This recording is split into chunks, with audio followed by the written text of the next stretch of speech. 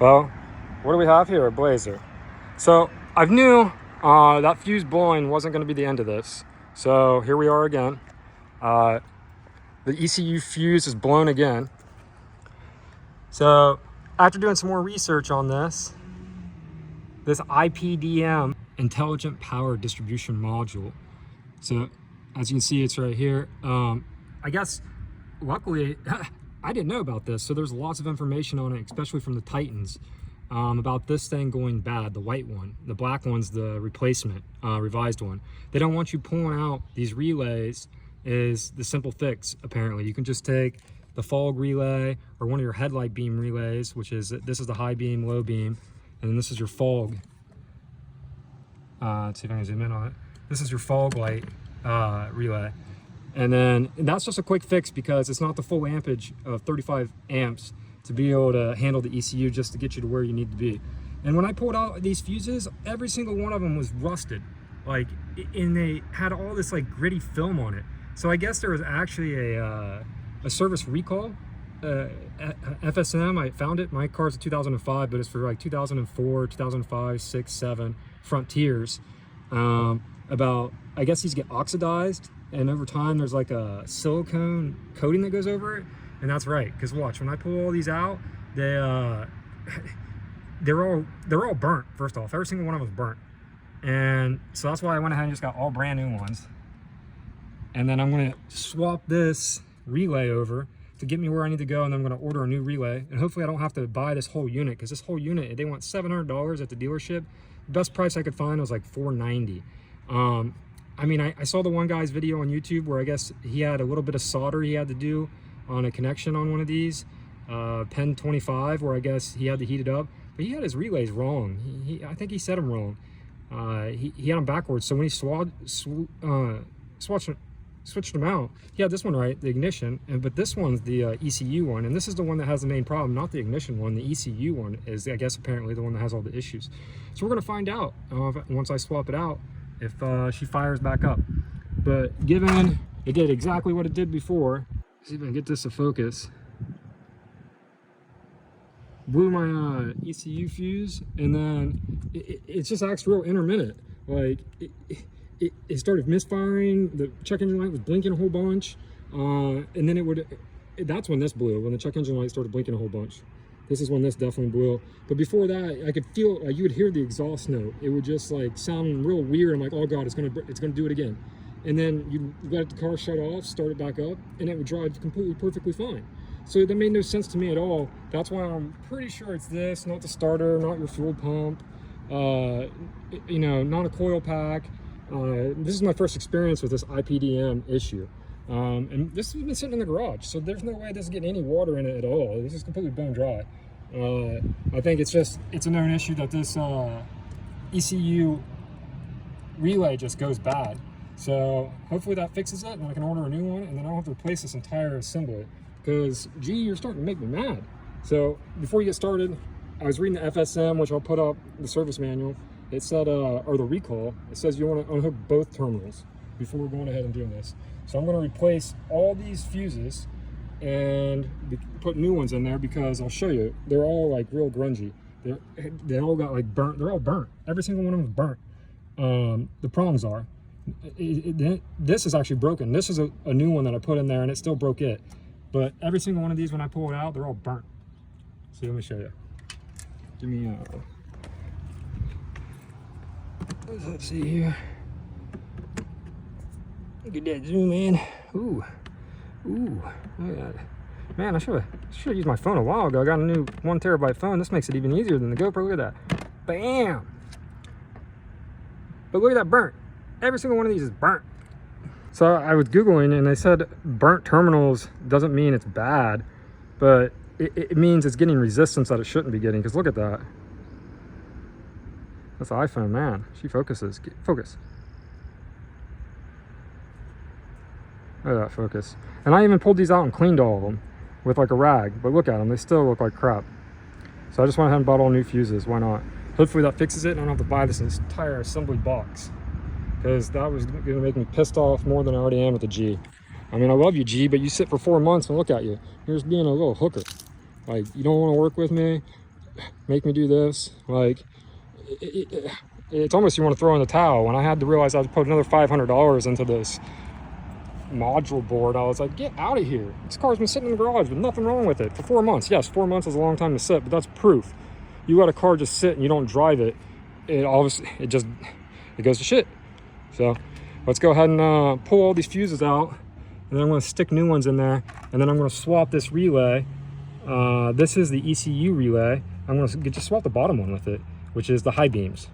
And when I swap it, if I go to flip on the high beams and they don't work at all, I already know that this relay was the issue for sure. So I don't really need my high beams until I get this new part. Once I get the new relay, thanks for all the Titan forums that had all this information. Like, this is a known issue, so much that they actually had a recall. Man, I mean, I was always talking about Infiniti being reliable. Man, my Lincoln blows this car away on reliability. 170,000 miles on the Lincoln, and I've never had a check engine light. This car, I could make a whole YouTube channel on problems. All right, I got to turn this iPhone sideways so the picture looks right instead of looking like a phone picture. So here you have it. All brand new fuses put in there. Let's see if it'll focus. Zoom in. Look at that, all nice and neat. Yeah, that one looked like an alligator took a bite out of it. Where is it? Right there. Because that is exactly the ECU fuse that kept blowing. So I was getting pissed and I was yanking it with the needle nose, and I kind of grabbed a little bit of the plastic and ripped it off. But now I know exactly which one is the ECU fuse that kept blowing. So look how new. All these are brand spanking new, and which will give perfect continuity, and there won't be like any resistance, because even though I was trying to find on Google, they were saying that it doesn't really matter if they're burnt or not. What matters is if it breaks the wire in the middle. Well, hell, if they're all burnt, there has to be something going on here.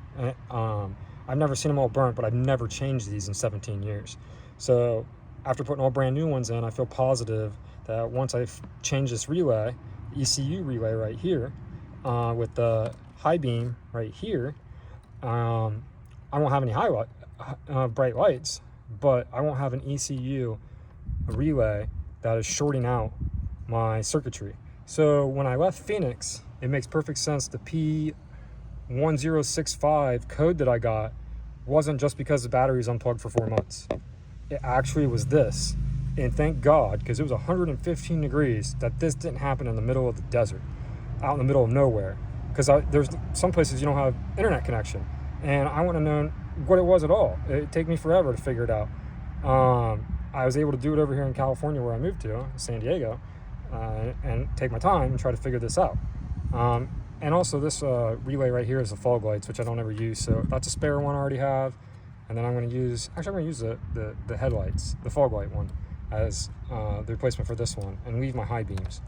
But I want to I want to pull this out to see if the high beams, if they don't work, then I know for sure that this was a problem. But I'm pretty for sure that's the problem. But that'll validate it. And then I'll order a brand new relay. Yeah, I switched topics there real quick.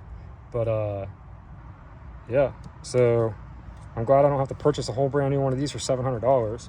And it takes like a week to get it. So that's a plus. So if you can salvage this, I recommend replacing all these, because if mine were all burnt, so were yours. And they were like gooey. Like when I pulled them out, they felt like a guy with like, I don't know, Astroglide, who just got done Astrogliding it, and then took his hands, his greasy little paws, all over all these fuses, because they were all like, they were just gooey. And I was like, man, these fuses, there's something going on. Since they were all burnt, that had to like do something to short it out, and then short this out. It was in combination of them all together, I bet. So this doesn't have to be replaced. I saw on the forum where it says yes it does, but I think people just didn't take the effort to go through each little step here, and they just replaced the whole unit and was like, problem solved. Or they could have done this little step and maybe it wasn't problem solved. But in your case, I made a nice clear video, so you don't have to go replace your IPDM and waste $700. You can go through this process and hopefully it works for you. Bam. So I put up the recall here on the screen, which I found very interesting, is they actually have a special tool to make sure you pull this completely out straight. So when you insert the male in into the female in, that you don't bend any of the female connections. So I'm gonna go ahead and see how straight I can pull this out. I already pulled these out like last night and cleaned them all because I was trying to figure it out. I gave it just a little wiggle like this. Went back in perfectly fine.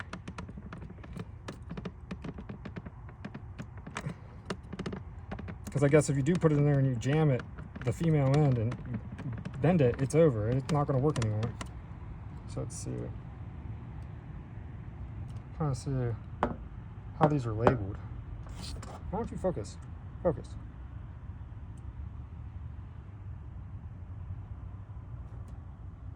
There we go. Some of them go in backwards compared to the other ones. Try and get this this freaking flashlight. There we go.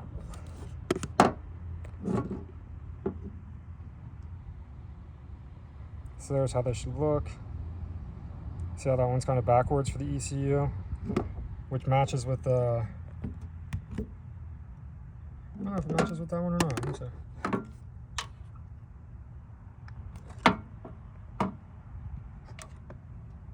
Oh, it doesn't really matter. Let's just do it.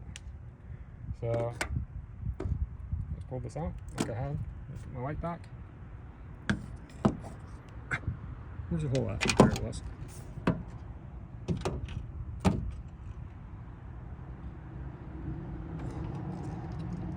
Man, this iPhone's actually way better. I should have used an iPhone a long time ago instead of having to get all the camera gear out. This makes it easy. I should just start using my iPhone. That's why I got a 1 terabyte, because I'm going to. Let's see. See the terminal ends on this? Yeah, see, they don't look corroded at all. They don't look bad at all. A little bit. A little bit of stuff on them. Let's give it a zoomer.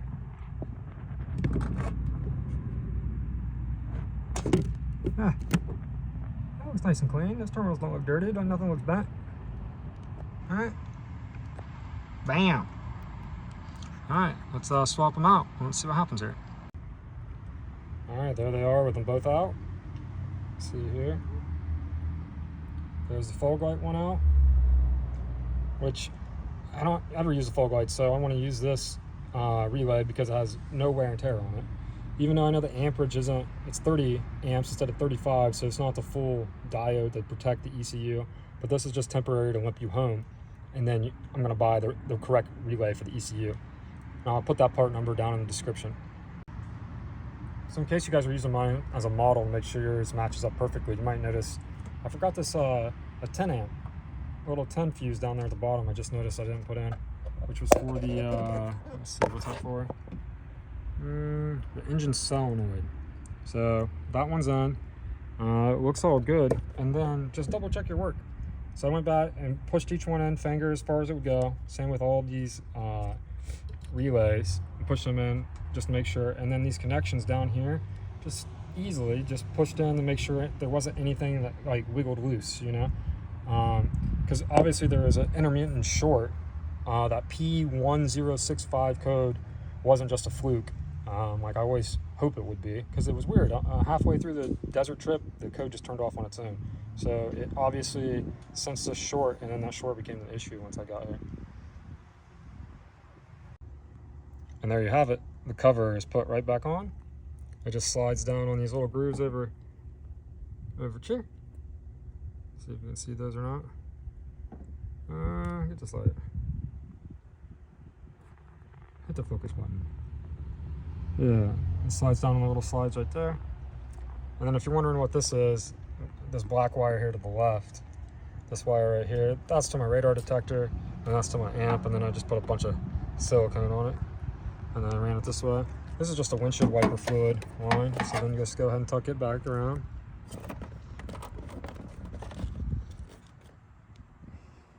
That's all I do.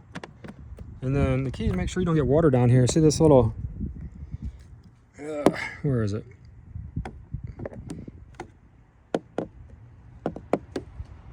You got to put that lip right above that piece of rubber right there. It slides up. So then the water channels down and through where it's supposed to, up through this hole and shit.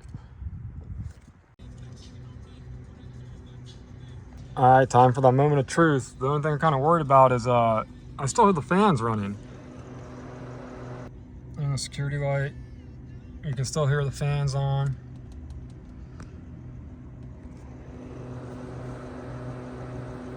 Great. So let's see what happens here. God damn it. Fucking slave cylinder had to go out too. Ugh. Pump and put pressure in it. Well, that's the next video. Alright, let's see what she do. Fudge.